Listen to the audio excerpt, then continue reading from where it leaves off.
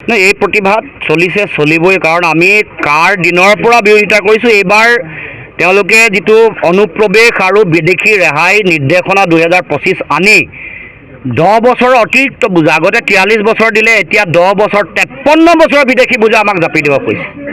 এয়া অসমৰ প্ৰতি দুৰ্ঘোৰ অন্যায়। কাৰণ আমি আমাৰ অসমৰ জনগণে 1979 চনৰ পৰা এটা কথাই কৈ আহিছে যে অবৈধ বিদেশীয়ে আমাক সংকটত পেলাইছে, আমাৰ মাটি বেটি লৈছে, ৰাজনৈতিক অধিকাৰ আমাৰ পৰা কাঢ়ি লৈ যাব খুজিছে।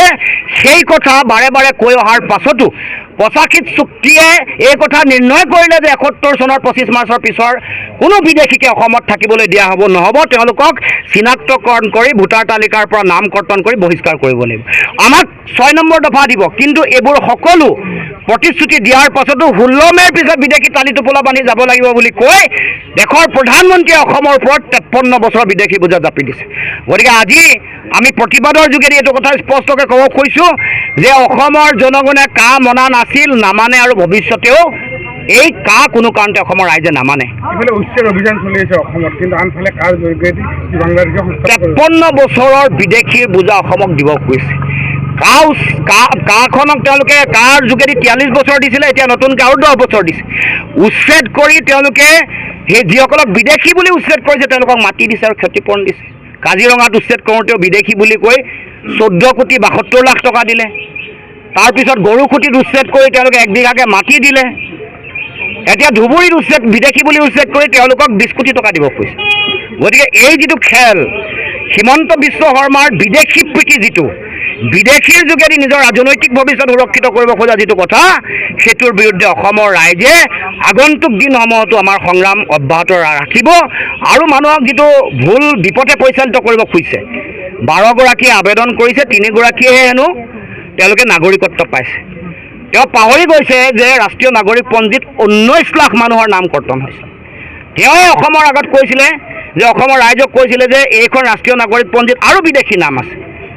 ভুৱা তথ্যৰে তেওঁলোকে নাম সুমিয়াইছে আৰু তেওঁলোকৰ নাম কৰ্তন কৰিবৰ কাৰণে তেওঁলোকে উচ্চতম ন্যায়ালয়ক আবেদন কৰিব। তাৰমানে এই 19 লাখৰ লগত আৰু বিদেশী সংযোজিত হ'ব। তাৰমানে সেইসকলক নাগৰিকত্ব দিবৰ কাৰণে কা আনিছে, এই নিৰ্দেশনা আনিছে। আৰু 94,477 গৰাকী ডি ভোটাৰ নাগৰিকত্ব পাব। কাৰ যোগেদি পাব? কাৰ যোগেদি পাব? তাৰমানে মানুহৰ অসমৰ ৰাইজক আভুৱা ভৰাব খুজিছে মুখ্যমন্ত্ৰীয়ে, আৰু সেইবোৰ কথা ৰাইজে এতিয়া গম পাইছে। সেইকাৰণে পুনৰ এই সংগ্ৰামলৈ ওলাই আহিছে। প্ৰতিবাদ কৰিলে আৰক্ষীয়ে বাধা প্ৰদান কৰি আছে, আপোনালোককো আজি আৰক্ষীয়ে বাধা প্ৰদান কৰে নে? সমগ্ৰ অসমত দেখিছে যে বাধা, চাৰিওফালে বাধা। তাৰমানে গণতান্ত্ৰিক প্ৰতিবাদলে চৰকাৰে ভয় কৰে। সেইকাৰণে পুলিচক লগাই, প্ৰশাসনক লগাই এই প্ৰতিবাদী কাৰ্যসূচীসমূহ তেওঁলোকে বন্ধ কৰিব বিচাৰিছে। আমি ক'ব খোজোঁ যে যিমান ভয় ভাবুক কি নোখোৱাক লাগিলে অসমৰ জনগণৰ অন্তৰত এই যিটো তেওঁলোকৰ অসমৰ বিৰোধী যিটো সিদ্ধান্ত, অসম দংশী যি আইন, এইবোৰৰ বিৰুদ্ধে অসমৰ জনগণৰ সকলোৰে ইয়াৰ বিৰোধিতা আছে, খং আছে। ইয়াৰ প্ৰত্যুত্তৰ এটা দিন এনেকুৱা বিস্ফোৰণ হ'ব, আমাৰ যিসকল ক্ষমতা দেখি যিসকল ব্যক্তি আছে, যিসকলে ৰাইজক ঠগি ক্ষমতালৈ আহিছে, তেওঁলোকক অসমৰ মাটিৰ পৰা উৎখাত কৰিব। আৰু সেইদিনাখন তেওঁলোকে উপলব্ধি কৰিব জনগণক ভয় ভাবুকি খোৱাৰ পাছতো গণতান্ত্ৰিক কণ্ঠক অৱদমন কৰিব খোজা যি কথা, তাৰ বিৰুদ্ধে অসমত বিস্ফোৰণ হৈছে। আৰু প্ৰতাৰক বিশ্বাসঘাতক এইসকলক অসমৰ পৰা খেদাই পঠাইছে, উৎখাত কৰি। 10 ছেপ্টেম্বৰৰ 2 দিন আছে, মুখ্যমন্ত্ৰী ঘোষণা কৰিব বিষয়ে কি? নাই, এইটোতো আৰু এটা পানী বোমা ফুটাই আছে। মুখ্যমন্ত্ৰীক মই ভাবি আছিলোঁ যে বৰ কাম থকা মানুহ, এতিয়া তেওঁ পানী গুণ্ডা বুলি মানুহে গম পাইছে। এইগৰাকী পানী গুণ্ডা, পানী বোমা ফুটুৱাই আছে। গমেই পাইছে ইটো বোমা ফুটাইছে, দেখিছে যে এইটো পানী বোমা, ইবাৰ ফুটুৱাইছে সেইটো পানী বোমা। এইবোৰ গোটেইবোৰ ধৰাই পৰিলে নহয়। হামিদা ধৰা পৰিলে, তাৰ আগত এই কি কয় মেহমুদ মাদানী ধৰা পৰিলে। উচ্ছেদটো যিটো খেল খেলিব খুজিছিলে, উচ্ছেদটো লিখাই আছে অসম চুক্তিত, ভালকৈ পঢ়ি লোৱা না 10 আৰু 11 নম্বৰ দফা। আৰু দেশৰ আইন আৰু সংবিধান ভালকৈ পঢ়া। সংবিধান আৰু আইনৰ নামত যি শপত লৈছে এইবোৰ আৰু এবাৰ পঢ়া, সেইটো সময়ত পঢ়ি পাহৰি গৈছা যদি। তাৰপিছত উচ্ছেদটো নিয়মিতভাৱে হ'ব। তোমাৰ নিজৰ সমষ্টিত উচ্ছেদ কৰিব পৰা নাই, ৰেলৱে মাটিত বেদখল কৰি আছে। তেওঁৰ সমষ্টিত এতিয়া তেওঁলোকৰ সমষ্টিৰ ওচৰতে ৱেটলেণ্ডতে স্কুল বহালে। এইবোৰতো বিচাৰ হ'ব লাগিব।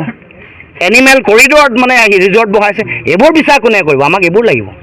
এইবোৰ এদিন নহয় এদিন হিচাপ নিকাচ চব হ'ব। সময় ইমান শক্তিশালী, সময়ে কাকো ক্ষমা নকৰে। আৰু হিচাপ নিকাচ সময়ে কৰিব, জনগণে কৰিব, আৰু নেদেখাজনে কৰিব।